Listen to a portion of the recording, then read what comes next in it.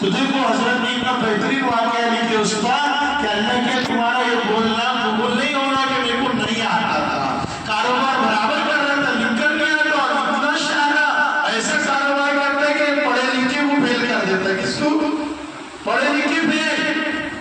اور جو سیکھنے کے معاملے میں، قرآن سمجھنے کے معاملے میں ہم تو میرے عزیز دوستو ہم سب جو ہے نا اس چیز کی آج نیت کر لو، انشاءاللہ میں تو میری ذات سے قرآن کو سمجھوں گا، سمجھیں گے انشاءاللہ۔ کیا پیارا انداز ہے قرآن کا، کیا بہترین قرآن بندوں کو پکارتا ہے، کیسا دلوں کو جھجوڑتا ہے، کیسا آخرت کی یاد دلاتا ہے، کیسا اللہ کو جو ہے سمجھاتا ہے کہ تیرا رب ہے، یہ جو سارا نظام چلا رہا ہے، یہ کائنات اپنے آپ نہیں چل رہی ہے، اس کو کوئی چلانے والا ہے، تیرا کوئی پیدا کرنے والا ہے، تیرے لوگوں کو کوئی تیار کرنے والا ہے، تیرے جسم کو کوئی بڑھانے والا ہے، تیری بیماری کو صحت میں کوئی تبدیل کرنے والا ہے، تیری جوانی کو بڑھاپے میں کوئی تبدیل کرنے والا ہے، جو دردناک گھوم رہے موت کے منہ میں لے جانے والا کوئی ہے، وہ ساری ذات کا نام اللہ ہے۔ کیا ہے؟ اللہ ہے۔ سمجھے؟ نبی تو اللہ سے پوچھا کرتے تھے۔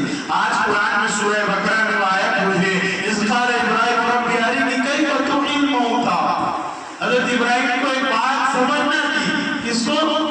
حضرت ابراہیم علیہ السلام کو۔ حضرت ابراہیم عظیم الشان نبی ہے کہ جب کل قیامت میں اللہ لباس پہنائے گا، کیا پہنائے گا؟ تو سب سے پہلے لباس حضرت ابراہیم کو پہنایا جائے گا۔ کس کو پہنایا جائے گا؟ کیونکہ آدمی معلوم ہے تمہارے کو کل قیامت میں کیسا حاضر ہوگا؟ ننگے بدن حاضر ہوگا، برہنہ پیر۔ حضرت عائشہ کہنے لگی کتنی شرم آئے گی کہ سارے برہنہ ہوں گے، ننگے ہوں گے۔ حضور نے فرمایا عائشہ شرم تو جب آئے گی جب کوئی کسی کو دیکھ رہا ہوگا، سب اپنے عذاب میں مبتلا ہوں گے، سب اپنے آپ کو بچانے کے لگے ہوئے ہوں گے، کوئی کسی کو دیکھ ہی نہیں رہا ہوگا تو شرم آنے کا مسئلہ ہی نہیں ہے۔ اتنا ہولناک منظر ہوگا اللہ کے سامنے پیش ہونے کا، پیارا آدمی اپنے گناہ اس کے سامنے ہوں گے، اپنی آخرت اس کے سامنے ہوں گی، وہ سوچ رہا ہوں کہ میں بچ جاؤں گا۔ اسی لیے تو قرآن نے کہا نا، ماں سے جب کہا جائے گا، بیٹا کہے گا، اللہ کہے گا یہ تیری اولاد ہے، ماں کہے گی میں نے تو کسی کو پیدا ہی نہیں کرا تھا دنیا میں۔ اب کتنے خطرناک معاملہ ہوگا کہ ماں انکار کر دے کہ میں نے تو کسی کو پیدا ہی نہیں کرا تھا۔ اس سے میرے عزیز دوستو آخرت کو بنانا ہے۔ حضرت ابراہیم کو اللہ سب سے پہلا لباس پہنائے گا، کیونکہ اللہ کے راستے میں سب سے پہلا لباس حضرت ابراہیم کو اتارا گیا، آپ کو آگ میں ڈالا گیا، آپ کے اپنے پرائے ہو گئے، اور اپنے نے کہا کہ تو ہمارا نہیں رہا، کیونکہ حضرت ابراہیم اللہ کی دعوت کو لے کر آئے۔ کس کو لے کر آئے؟ حضرت ابراہیم نے کہا اذ قال ابراہیم رب ارنی کیف تحیی الموتیٰ، اے اللہ میں ایک بات سمجھنا چاہتا کہ تیرا حکم ہے کہ کل قیامت میں تم مردوں کو زندہ کرے گا، کس کو اور کیوں نہیں کرے گا؟ اللہ ہم پہلے تھے دنیا میں تو جس نے بھیجا وہ کون ہے؟ اللہ ہے۔ پھر جب وہ بلا لے اور ہم ختم ہو جائے تو دوبارہ کھڑا کرنے میں اس کو کیا دقت ہے؟ ارے بھائی ہم جو ہے نمونے سے نمونے بناتے ہیں، اللہ تو بے نمونے سے نمونہ بنانے والا ہے۔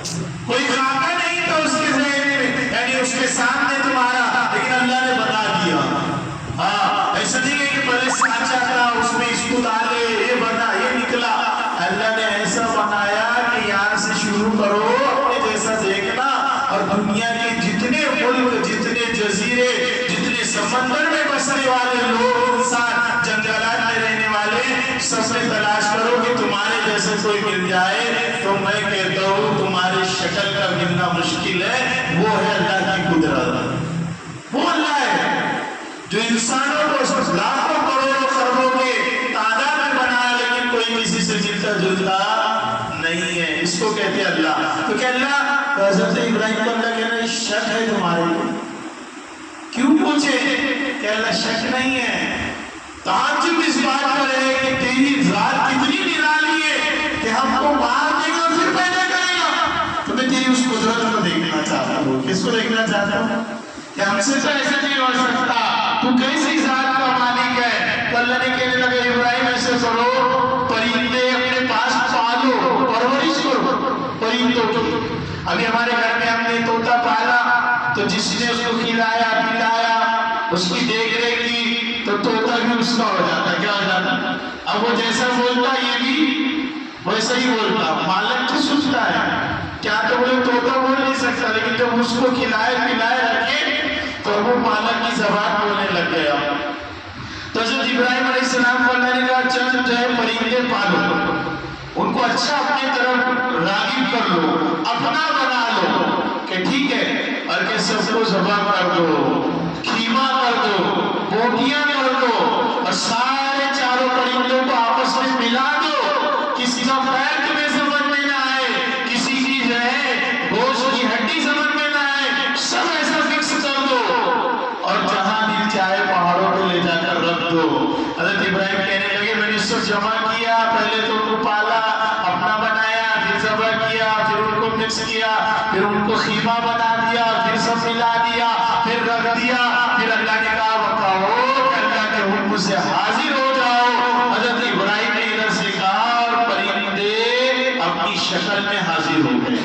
کیسے ہو گئے؟ تو آج جو لوگ کہتے ہیں کہ چلو مسلمانوں کو تو قبر میں ڈال دیں تو قبر میں سے اللہ بلا لیں گے لیکن جو اور مذہب کے لوگ ہیں وہ تو جلا دیتے راکھ ہو جاتی خاک ہو جاتی. ارے تو پہلے بھی تو مٹی سے خاک تھے تو اللہ نے اتنا خوبصورت بنایا. اب وہ اللہ جب خاک کو جمع کرنا چاہے اس کے لیے کوئی دشواری نہیں ہے. وہ ذات کا مالک ہے وہ اس کام کا کرنے والا ہے. حضرت ابراہیم سجدے میں گر گئے کہ اللہ تیری قدرت نرالی ہے تو ایسا حکیم اور ایسی قدرت کا مالک ہے کہ تو جو چاہے وہ کر سکتا ہے تو جو چاہے وہ کر سکتا ہے. اللہ کے کرنے میں کوئی رخنا ڈال سکتا ہے؟ ارے ایک ٹائم تو وہ آئے گا اللہ کہیں گے منہ کو بند کرو ایک کو بند کر دو اور اس کو بولیں گے ہاتھ اس کے بولنا شروع کر ہاتھ بولنا شروع ہو جائے گا ہاتھ پیر کو بولیں گے پیر بولنا شروع ہو جائے گا. یہ ہے اللہ کی قدرت. لیکن بندوں کو سمجھنے کی ضرورت ہے. کیا کی ضرورت ہے میرا عزیز دوستو؟ ایک صحابی سے سوال کیا گیا کہ تم نے اللہ کو کیسے پہچانا؟ تو اپنے کو بھی دل میں خیال آتا بولے کبھی کبھی شیطان یہ بات ڈال دیتا کہ اللہ میں ہے کہ نہیں ہے نعوذ باللہ آتا کس کی جب دنیا میں جو ہے گناہوں میں رہے. ابھی لوگ ویسے ہیں نا ابھی پوری دنیا کو جو ہے نا آن لائن پر لانا چاہ رہے کل آنا چاہ رہے تو وہاں لے جا کر اللہ کو بھی سمجھانا چاہ رہے. وہ لوگ ارے بابا تو تم نے بنایا نا تیل کو بنانے والے کا نام اللہ ہے. کس کو بنانے والے کا اس کا نام اللہ ہے. تو ایک صحابی سے سوال کیا گیا کہ جو ہے آپ نے اللہ کو کیسے سمجھا؟ کتنا پیارا جواب دی. دیکھنا سننا فرمایا بکریوں کا ریوڑ آتا نا بکریاں چرانے کو آپ کا معاملہ ایسا ہو گیا کہ جانور کو کیا پانا کیا ارے انسان نہیں پالے جا رہے لوگوں سے دیکھا. تو فرمایا انہوں نے کہے کہ جب بکریوں کے ریوڑ کو مینگیاں بتا دیتی کیا بتا دیتی مینگیاں سمجھتے جو ان کی غلاظت ہے جب وہ جدھر گری بھی رہتی آدمی اس کے سرے کو پکڑتا جائے تو بکریوں تک پہنچاتا ادھر گری بھی ادھر گری بھی ہے اور پہنچ گیا کہاں تک یہ بکریاں ہے یہ تو کہے مینگیاں ریوڑ کا پتہ دیتی تو صبح کا سورج نکلتا بتا رہا ہے کہ کوئی اس کا بنانے والا ہے. شام کو ڈلتا ہوا سورج کہہ رہا ہے میرا کوئی ڈبانے والا ہے. رات کی تاریکی میں چاند کو اجالا دے کر پوری دنیا کو اجالا کرنے والا کہہ رہا ہے کہ کوئی چاند کا چمکانے والا ہے ستاروں کا چمکانے والا ہے. زمین میں ڈنڈا ڈالے تھے ایک دانا ڈالے تھے کھانے کے قابل ہے تو اللہ ہے بنانے والا. یہ ہواؤں کا نظام جو چل رہا ہے اس کا کوئی چلانے والا ہے. جو پانی برس رہا ہے اس کا کوئی برسانے والا ہے. اس سے بڑھ کر کہ تو جو پیدا ہوا ایک نطفہ حقیر تھا ایک قطرہ تھا اس سے خوبصورت انسان جو بنا ہے تو کوئی بنانے والا ہے اور اسی کا نام اللہ ہے. اسی کا نام کیا ہے؟ جب انسان چیزوں سے ایک چیز کو سمجھتا ہے تو ہر چیز کہہ رہی ہے کہ ان کا کوئی بنانے والا ہے. اور وہ بنانے والا کون ہے؟ اللہ. کون ہے؟ ہاں اس لیے کہا کہ تھوڑا سا وقت دن میں نکالا کرو 24 گھنٹے میں اور بیٹھ کر تنہائی میں کہا کرو کہ اللہ تو کیسے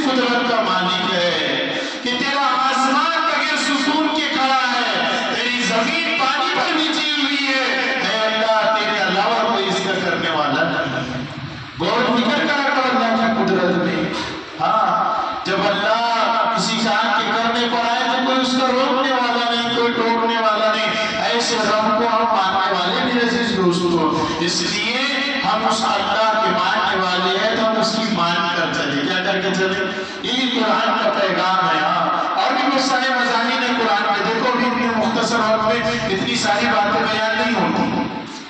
ایک بات آئی والوالدات یرضعن اولادهن حولین کاملین لمن اراد ان یتم الرضاعہ. کیا اولاد کو یہ جو والدہ رہتی ہے دودھ پلانا, بچوں کے دودھ کا تفسیر آیا قرآن میں کہ جب بچہ چھوٹا پیدا ہوتا ہے تو سب سے پہلے اس کی ماں پر واجب ہے کہ وہ اس کو دودھ پلائے.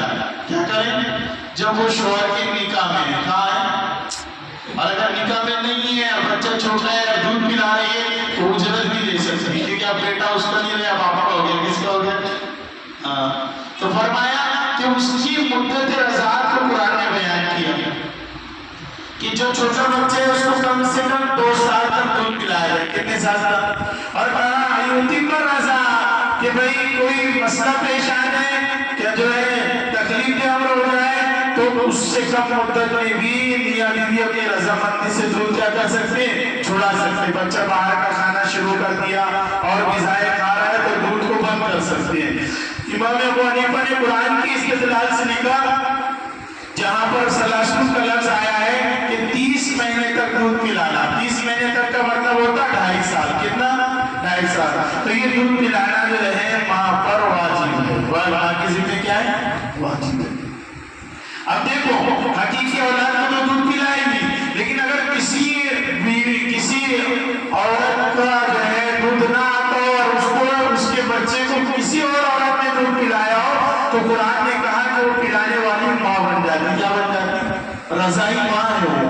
جیسے حقیقی ماں سے نکاح حرام ہے ایسے رضائی ماں سے بھی نکاح کیا ہے؟ حرام ہے. جیسے حقیقی ماں کی بہن خالہ سے, حقیقی باپ کی بہن پھوپھی سے نکاح حرام ہے, ایسے رضائی ماں کی بہن یعنی خالہ سے, رضائی باپ کی بہن پھوپھی سے بھی نکاح کیا ہے؟ حرام ہے. جو چیزیں حقیقی ماں کے ذریعے حرام, وہ چیزیں رضائی ماں کے ذریعے بھی کیا ہو جاتی ہے؟ حرام ہو جاتی ہے. لیکن جب یہ سارا دودھ پینے کا نظام 2 اور 2.5 سال کے اندر ہوا ہو, اگر اس سے بڑا بچہ تھا اس کو کسی نے دودھ پلایا تو پھر وہ رضائی ماں نہیں بنتی ہے. سمجھ میں آ رہا ہے کہ مسئلہ ہے قرآن کا. قرآن شرم نہیں محسوس کرتا ہے, انسان کے ہر مسئلے کو قرآن نے بیان کیا ہے. قرآن نے اب کوئی جانور کا دودھ پی لے تو جانور ماں باپ نہیں بنتی, یہ بھی سن لینا.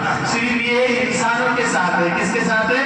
ہاں, اور انسان میں سے بھی عورتوں کے ساتھ راز ہے. کس کے ساتھ راز ہے؟ بال اتفاق کہیں آدموں سے آ جائے ان کا پی لے تو کوئی بننے والا مسئلہ نہیں ہے. یہ صرف جو شریعت نے بیان کیا وہ ماں جس کا دودھ کسی اور بچے نے پی لیا ہو تب یہ ماں اور بچہ جو ہے اس کا بیٹا بن جاتا ہے, ان کا نکاح آپس میں کیا ہے؟ حرام ہے. اسی طرح وہ رضائی ماں کی جو بیٹی ہے وہ اس کی بہن بن گئی, یعنی سارے رشتے داریاں اپنی ماں کی جیسی بن جاتی ہے. تو جہاں وہاں نکاح حرام تو یہاں بھی نکاح کیا ہے؟ حرام ہے. اور آج کل تو معاملہ ایسا آ گیا ہے کہ اب تو فیشن بن گیا ہے, دودھ پلانے کا مسئلہ ہی نہیں رہا.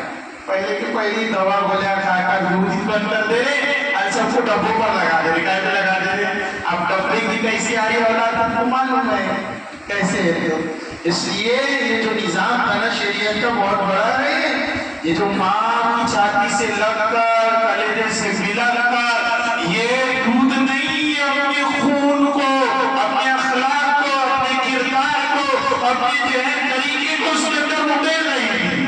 کیا کر رہی تھی؟ ہاں, اور اب تو معاملے ختم کر دے رہے دھیرے دھیرے. اس لیے اس کا اہتمام ہونا, اس لیے تو قرآن نے بیان کیا نا کہ ایسا زمانہ نہیں آئے گا ڈبے والے ہو جائیں گے. اس لیے قرآن نے یہ مسئلہ بیان کیا والوالدات یرضعن اولادهن حولین کاملین لمن اراد ان یتم الرضاعہ.